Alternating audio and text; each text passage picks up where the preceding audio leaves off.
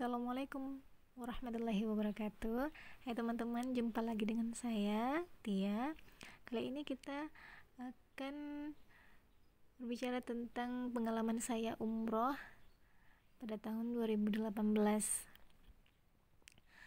Ini adalah pelataran Masjid Nabawi di Madinah. Suasananya lagi sore-sore menunggu azan maghrib. Ketika saya merekam ini, kebetulan payung Masjid Nabawi sedang menutup. Indah sekali. Assalamualaikum ya Rasulullah warahmatullahi wabarakatuh. Assalamualaikum ya Rasulullah. Saya datang dari negeri yang jauh ya Rasulullah. Ya Rasulullah, semuanya kami datang ke tempat ini hanya apa? Hanya karenamu ya Allah. Hanya karenamu ya Allah. Minta diakui bahwa kami yang lemah ini, kami yang hina ini, kami yang banyak dosa ini. Ya Rasulullah, akuilah kalau kami adalah umat daripadamu ya Rasulullah sallallahu alaihi wasallam. Itu dalam hati ya Bapak Ibu ya. Masuk dari pagar, terus sambil jalan, sambil cerita, sambil selfie pun tak masalah. Tapi kita, hati kita, ya Rasulullah, Assalamualaikum ya Rasulullah. Sampaikan hati kita, sampaikan salam kita kepada Rasulullah. Ya Rasulullah, akui kalau kami adalah umat daripadamu ya Rasulullah. Umatmu ya Rasulullah yang sangat mencintaimu ya Rasulullah. والسائل الكهربائية من الأدوار التي تسكر حركة من الأعمال والأربطة التي تضم آلات من الأعمدة.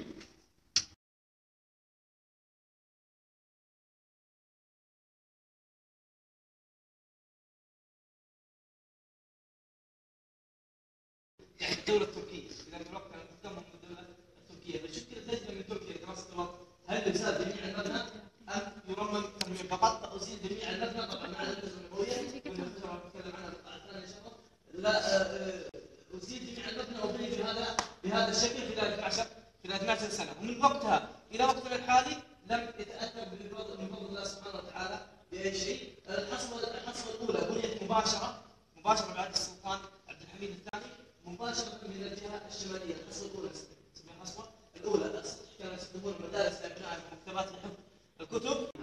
بعد ذلك كانت توجد في هذه المنطقة مباني بنفس هذا الشكل، مباني عشوائية بنفس هذا الشكل، كانت عبارة عن أسواق شعبية. حدث حديث في هذه المنطقة مقابل للإدخال رحمة الله على المسجد والزوار أن يتضرروا فأمر بإزالتها وتعويض أصحابها مقابل مادي. توفي رحمة الله عليه قبل أن يكملها فأكملها ابنه الملك سعود رحمة الله عليه بعده وزادها منارتين من الجهة الشمالية. الملك فيصل رحمة الله عليه وسع من الجهة الغربية لإضافة هذه الممرات ضربت مرام سلمى والسجاد، وهذا يدل على أن أماكن وضع أداء الصلاة. Kita, mulut kita dan badan kita ini milik Allah Azza wa Jalla, dan Al-Quran adalah ucapan Allah Azza wa Jalla, Rabb yang maha sempurna. Baik, itu yang pertama. Yang kedua adalah langkah yang kedua atau syarat yang kedua adalah dengan banyak membaca Al-Quranul Karim. Sama seperti menyimak tadi. Yang ketiga adalah dengan menghafalkan Al-Quranul Karim. Mungkin faktor usia, faktor kesibukan mencari nafkah, mengurus rumah tangga, kita tidak mampu lagi untuk meluangkan waktu penuh untuk bisa menghafalkan 30 juz Al-Quran. Namun tetap Bapak Ibu sekalian, usahakan untuk menghafalkan 1 surat, 2 surat pendek. Dan kalau tidak mampu kita menjadi seorang yang hafidh Quran, hafal Quran, maka paling tidak usahakan ada anak keturunan kita yang menjadi hafidh Quran. Usahakan. Kenapa? Karena keutamaan yang luar biasa Bapak Ibu sekalian disebutkan dalam hadis yang lain. Seorang anak yang hafal Al-Quran dan mengamalkan, tidak hanya menghafalkan huruf-hurufnya, namun mengamalkan dalam kehidupannya sehari-hari, orang tuanya nanti ketika di padang mahsyar, Allah akan panggil orang tuanya dan letakkan mahkota kemuliaan sebagai bentuk pemuliaan Allah Azza wa Jalla. Al-Quran untuk kita baca ketika kita menghadap Allah Azza wa Jalla dalam sehari dan semalam, yaitu ketika kita sedang sholat. Ketika sedang sholat, kita usahakan untuk membetulkan bacaan Al-Fatihah kita, membaca, menghafalkan surat-surat pendek, walaupun surat-surat pendek. Itu yang ketiga. Hum ahlul Quran, ahlullahi wa khasatuh. Mereka lah orang-orang ahli Quran. Mereka adalah orang-orang yang sangat dekat dengan Allah Azza wa Jalla, dan mereka adalah orang-orang yang memiliki kedudukan yang sangat istimewa di sisi Allah Azza wa Jalla. Seorang hamba Bapak Ibu sekalian, kalau sudah memiliki kedudukan istimewa di mata Allah Azza wa Jalla, maka setiap permintaan hamba tersebut pasti Allah dengar dan Allah kabulkan. Setelah menyimak ini, siapa di antara kita tidak menginginkan posisi tersebut? Pasti di antara kita Bapak Ibu sekalian pasti menginginkan posisi tersebut. Kenapa? Karena hamba-hamba Allah yang biasa itu sangat banyak sekali, dan hanya sedikit hamba-hamba Allah yang spesial dan istimewa. sebagai seorang yang ahlul Quran yang disebutkan keutamaannya dalam hadis Nabi tadi. Yang pertama adalah dengan banyak menyimak lantunan ayat suci Al-Quran dibacakan. Segarkan pendengaran kita dengan lantunan ayat suci Al-Quran. Paling tidak 3 menit, 5 menit, tidak mampu 1 menit adalah seorang yang memiliki akhlak Qurani, ataukah yang tidak hafal tapi mengamalkan Al-Quran, itu sudah bisa dikatakan sebagai orang yang ahli Quran. Nah, Bapak Ibu sekalian, simak di sini ada 5 langkah, 5 syarat bagi seorang agar dikatakan barangkali 1 penggal ayat, 1 surah pendek kita segarkan pendengaran kita. Jangan sampai 1 hari berlalu, 2 hari berlalu, 3 hari, bahkan seminggu tidak sama sekali kita bersentuhan dengan Al-Quranul Karim. Segarkan pendengaran kita. Kenapa? Karena pendengaran kita, penglihatan hadis yang mulia ini, hidup kita berubah. Jalur yang sebelumnya kita tempuh kembali kepada jalur ketaatan kepada Allah Azza wa Jalla, jalur ketundukan total kepada Allah Azza wa Jalla. Baik Bapak Ibu yang dimuliakan oleh Allah Azza wa Jalla, hadis ini bunyinya seperti ini. Kata Rasulullah SAW, Inna lillahi ahlina minan nas. Allah itu memiliki orang-orang yang sangat dekat di sisi Allah Azza wa Jalla dari kalangan manusia. Para sahabat penasaran, siapa gerangan orang-orang ini? Maka mereka bertanya, Man hum ya Rasulullah? Siapa gerangan orang-orang ini? Beliau mengatakan kepada seorang anak yang hafal terhadap kalamullah tadi. Saya sebutkan 3, nanti akan saya sebutkan 2-nya. Silakan Bapak. Sallallahu alaihi wasallam, Inna lillahi ahlina minan nas. Allah itu memiliki orang-orang yang sangat dekat di sisi Allah Azza wa Jalla dari kalangan manusia. Para sahabat penasaran, siapa gerangan orang-orang ini? Maka mereka bertanya, Man hum ya Rasulullah? Siapa gerangan orang-orang ini? Beliau mengatakan,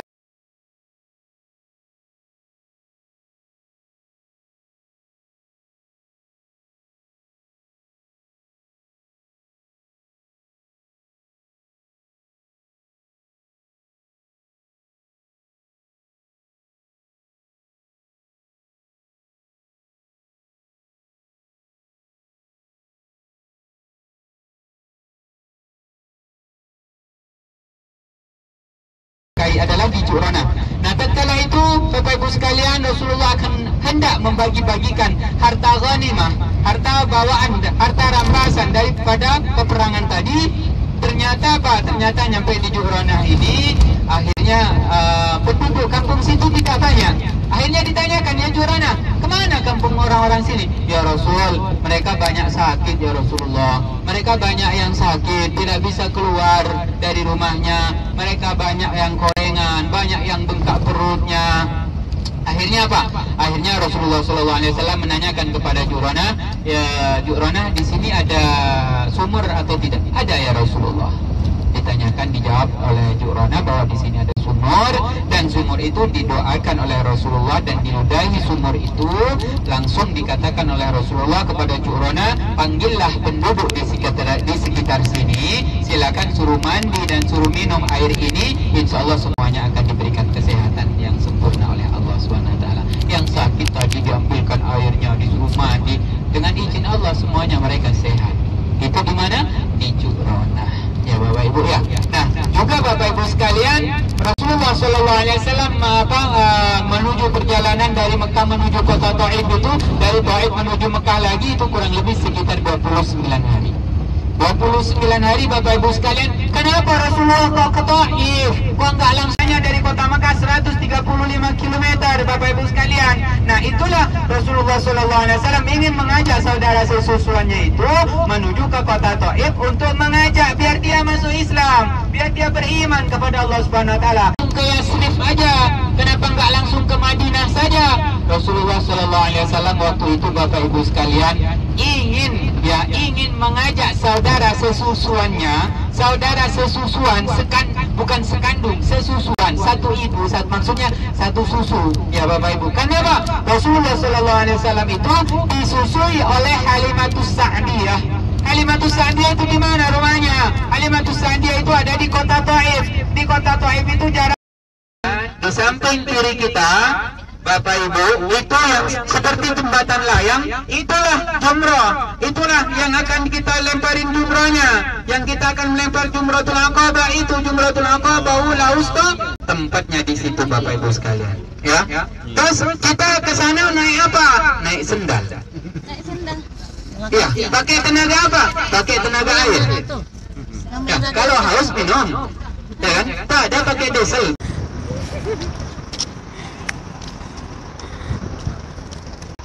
Dua, tiga.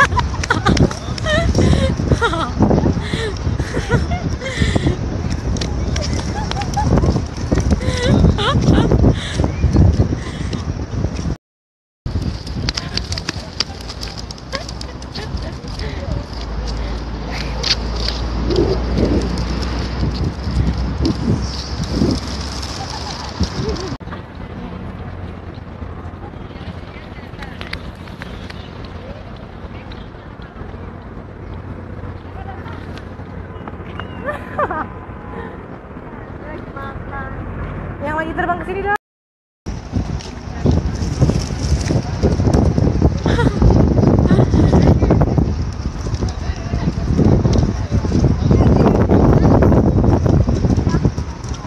Kejar ya. 1.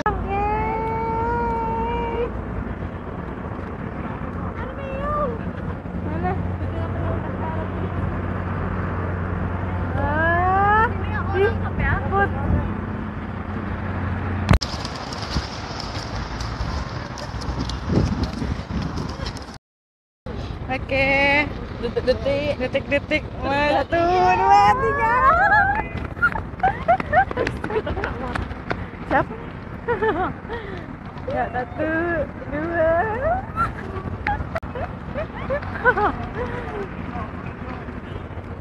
Ini banyak ya.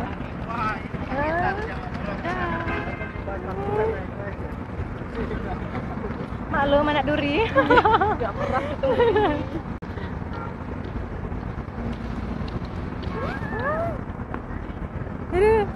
Wah.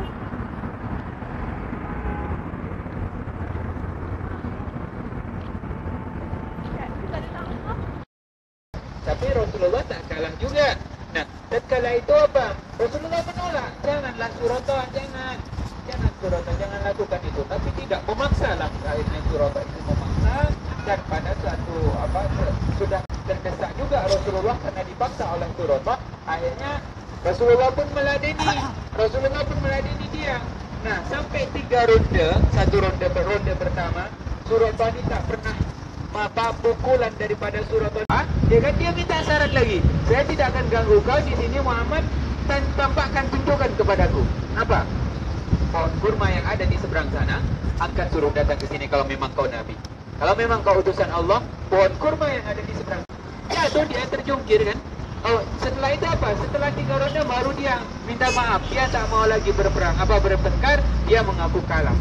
Dan mengaku kalah, tapi dengan satu syarat lagi suratannya. Coba ya kan, sudah bertengkar dia kalah. Ular-ular semuanya, sihir-sihir dari Firaun semuanya habis dimakan oleh ular-ular Nabi Muhammad SAW.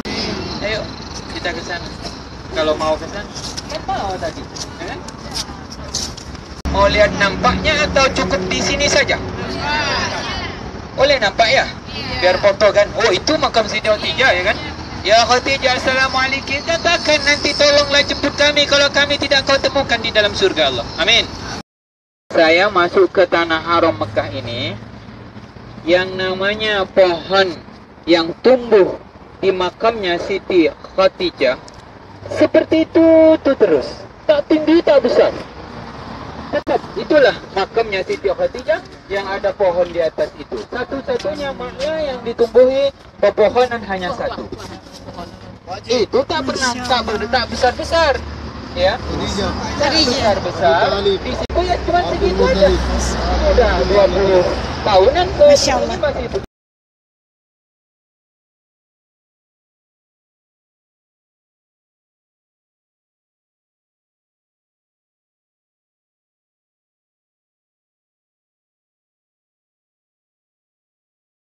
Tatkala itu Allah memerintahkan para malaikat Allah. Allah memerintahkan para malaikat Allah, wahai malaikatku, tolong jaga khalifahku, tolong jaga di bumi itu. Jangan sampai setan dan jin masuk ke tempat itu lagi. Jangan sampai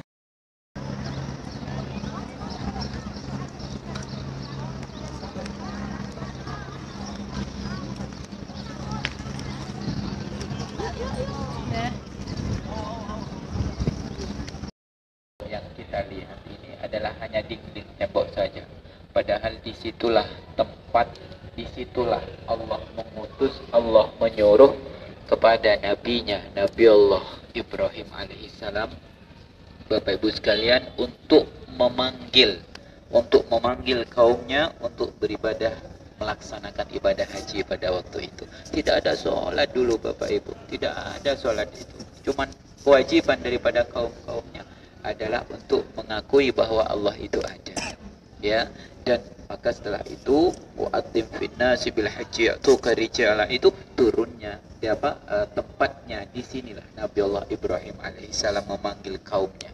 Nah, tatkala itu Bapak Ibu, apabila di antara kita semua ini manusia yang sudah diciptakan, dijadikan, dan kita sudah berwujud manusia ini, Bapak Ibu sekalian, menjawab panggilan daripada Nabi Allah Ibrahim, menjawab, loh, Nabi Allah Ibrahim hidup sekapan? Berapa ribu tahun yang lalu? Coba bayangkan, berapa ribu tahun yang lalu? Kenapa, kapan saya mau menjawab? Manusia ini terbagi daripada dua jasad, terbagi daripada dua kehidupan. Yang pertama apa? Alam jasad kita adalah alam yang jasad badan kita, daging tulang ini. Terus alam roh kita adalah roh kita itu hidup jauh sebelum jasad ini diciptakan, sebelum jasad ini dijadikan. Itu di mana? Di alam roh, di atas langit sana. Itu namanya ada alam roh, Bapak Ibu sekalian. Maka tatkala kita jasad kita ngantuk, jasad kita lapar, wajar karena manusiawi, dijadikan dari tanah, diciptakan oleh Allah Subhanahu wa taala dari tanah. Loh, terus untuk roh, makanan roh kita itu dikasih makanan apa? Ini adalah zam-zam sabil, atau bisa disebut juga tempat penampungan air zam-zam. Posisinya itu kalau dari Ka'bah agak ke atas, kita agak mendaki kita ke atas. Nah, di sini nih kita bisa mengambil sepuasnya air zam-zam. Boleh berwudu, boleh minum sepuasnya, boleh dibawa pulang, kita bawa tempat galon, atau bahkan saya melihat ada seorang ibu-ibu yang sedang mencuci bajunya.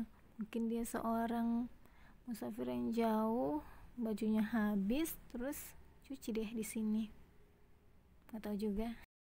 Bismillahirrahmanirrahim. Assalamualaikum. Ya Sayyidah Hawa. Ya Sayyidah Hawa. Assalamualaikum. Assalamualaikum. Daral qaumin mu'minin. Wa inna insya'allahu bikum lahiqun.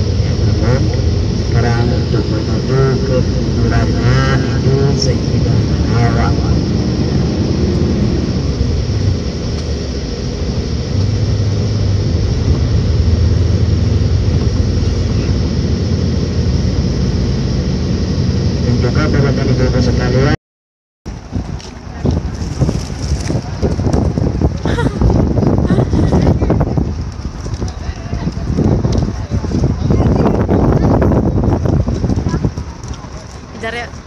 1, 2, 3.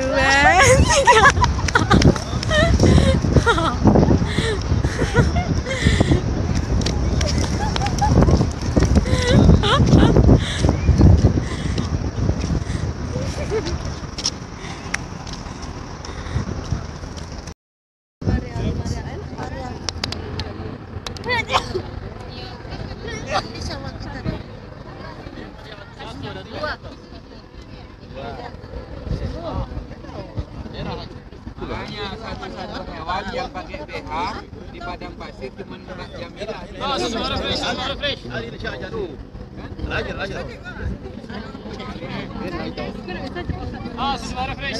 Nimariat haras suara fresh. Suara fresh. Nimariat haras suara fresh. Suara fresh. Nimariat haras suara fresh. Suara Nimariat haras suara fresh. TV beli.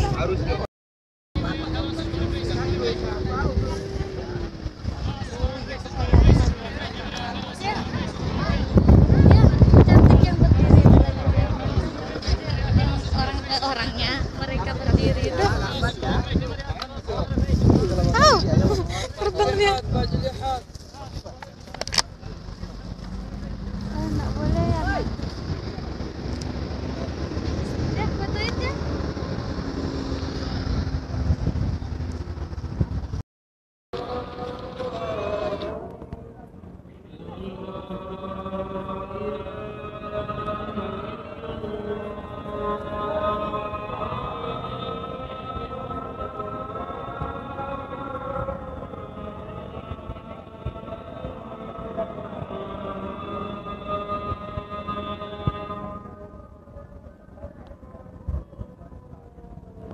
أشهد أن